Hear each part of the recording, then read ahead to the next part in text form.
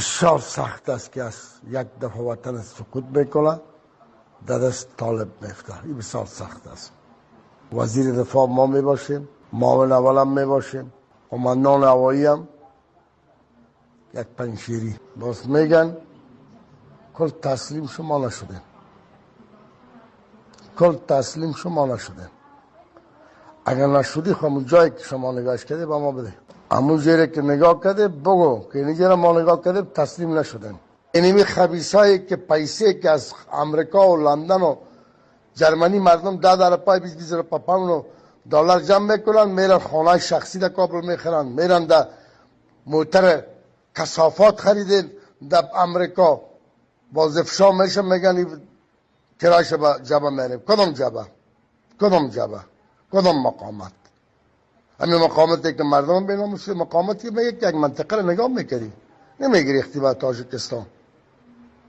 این چه سبب شد که یک دفعه با پنشیر عاشق جنگ شد امرالله خو، پیسه بیتول نشون دادن، کل عاشق پیسه شد.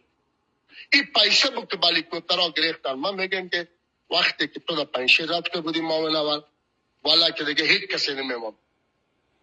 بچه عامر صاحب ریگستونی با تیمت در کوهای پنشیر کشته می شده. یک زمان میگفتن که برادر یک 4 تا نمیشه تسلیم نشده بود، کشته شدن. مگم به یک تعداد بیننگاه افتخار است که ما بیرق بالا کردیم، مقاومت جور کردیم.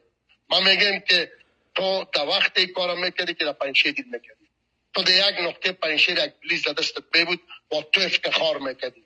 تو بیناموسی کردی به ملت پنشیر، تو ملت پنشیر با کویش با طالب تسلیم کردی. چرا خودت نمیری؟ بچه‌تون در سفارت هاست، بچه‌تون امال در سفارت هاست، خودتون سفیر است، بچه‌تون در جرمنی است، بچه‌تون در ترکیه است. چرا یک ظلم و ستم سری مردم میشه؟ از وکیلش تا سناتورش تا دیگه شمال در سفارت ها غرق بودن در وزارت خارجه. یک بچه مجاهد غریب بیچاره را یاد تحویل نگرفتن در 20 سال. دعای مظلوم بود. 6:30 صبح جور کرد، لیسه مریم غرفا را ورداشت، و دیگر روز پیسه 15,000 تا 30,000 افغانی گرفتن. خود همین 6:30 صبح ظلم و ستم مردم بیچاره بود. دعاش قبول شد که خدا یار زده زدی کنه. والله دعای مردم مظلوم بود.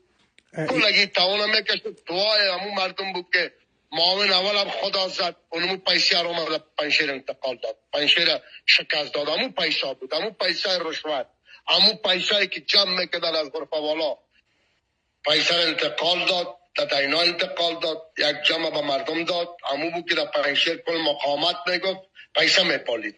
دیگه پیسه امرالله بله پیسه بیتول بود، کل گروگون گرفت، پیسهش فقط کاپی میداد. همین کاپی بود که انتقال داد از دود به تاجیکستان گرفت. ایمان از سر کلیزیا وسو شد. 2 روز پیش رفته بود، دیگه پیسهش ملار هم داد، نکل گیره یک جمع، دیگه قماندان هم داد، جوان هم داد، خصوصا دور دو برای حاجی صاحب احمد. خود حاجی صاحب احمد که ماباش به نام طارق محمدی کل پیسه انقلات به ای داد، با والی هم داد، دیگه با قماندان هم میام داد، با رئیس امنیت هم داد، به خاطر که این پیسه 2 ماه 3 ماه ماش مجاهدین و خود پنشیر هم در ولایت پیسه بود. اینا من نمیفهم که قماندان امنیت بکی داد او با خودشون مربوط است، رئیس امنیت بکی داد او با خودشون مربوط است، والی بکی داد او با خودشون مربوط است. مگم پیسه بیتول وقتی که اقام تا کشته میشه از جیبش پیسه میبره، طالب از جیبشون پیسه میکشه. مثلا حدود شهید میشه، چیزی که من شنیدم 50,000 دلار از جیبش کشی مالی بود. خارزاده عامر صاحب آیا مالی در خط اول چرا رفته بود؟ چه میکرد؟